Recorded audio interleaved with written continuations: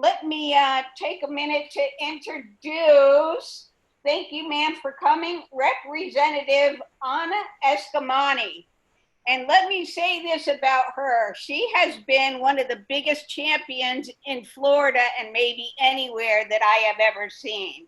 When we went into this COVID free fall and all of her constituents were losing their jobs and couldn't get unemployment and had all kinds of other issues, Representative Eskamani literally must have put her entire staff on it. I have never seen a woman jump in and work with her constituents longer and harder. She's just been amazing. And actually, there's a campaign to get her elected our next governor.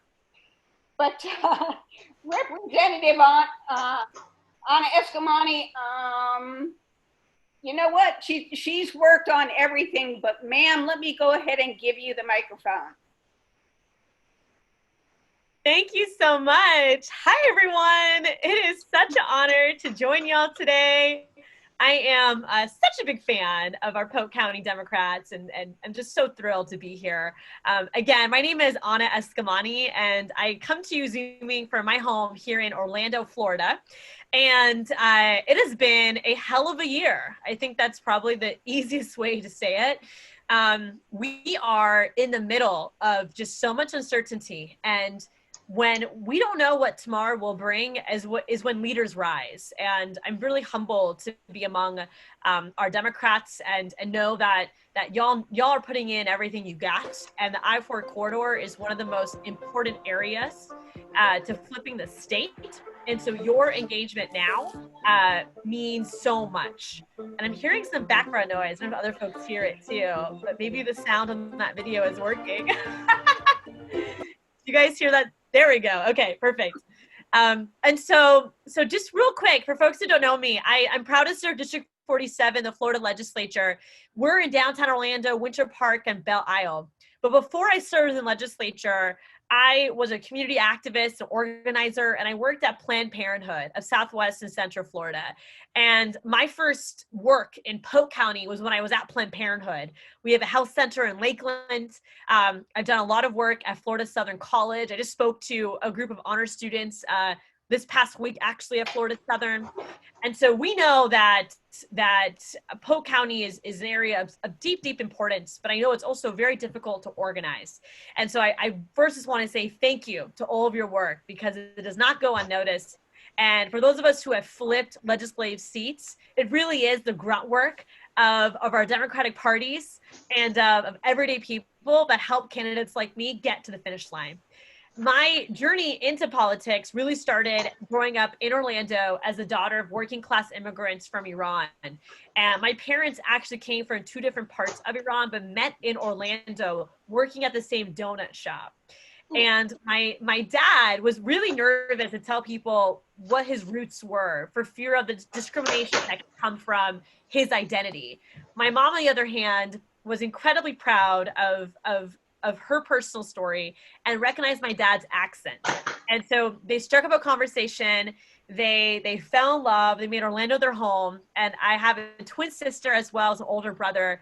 And we each did what we could to achieve the American dream. As my parents worked multiple jobs to make ends meet, as I went to public school to get a good education, our family was struck with cancer. My mom was diagnosed with cancer, and after battling it for about 4 years, she passed away when I was 13 years old. And so a lot of what I do every single day is grounded in both an experience of loss, but also an admiration of strength that women carry each and every day. I jokingly tell folks that we are the daughters of the witches they could not burn. And in particular, women this year are going to be the catalyst to win elections up and down the ticket.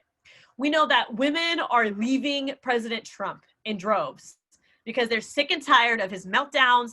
They're sick and tired of his attacks on women's equality, on reproductive rights. I will never forget when we saw this past year abortion bans flow through the nation, the number of Republican women who told me this has gone too far.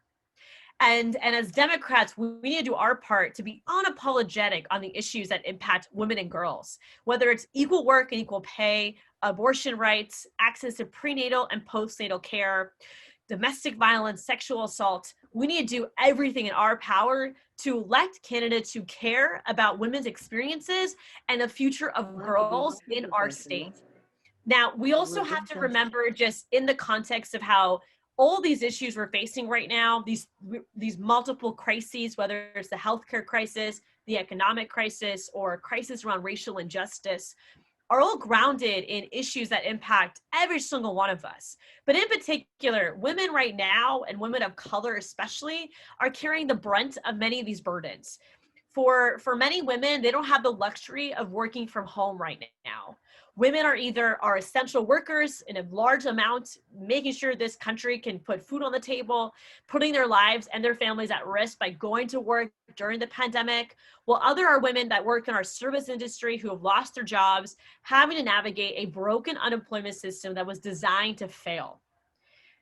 And so women are resilient, women are tough as nails, but we got to make sure that women are ready to vote this year.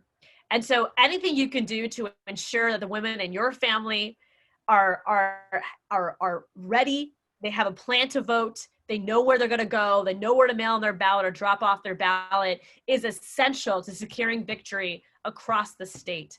And just remember that with every type of attack you might face, whether it's in your neighborhood with Trump supporters stealing yard signs, or it's a candidate where you're getting smeared and called all sorts of things under the sun, just remember that with every act of intimidation, our courage only rises.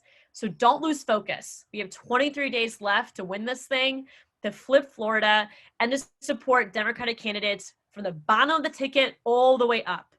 And know that here in Orange County, we're fighting right alongside you. So thank you again for the invitation.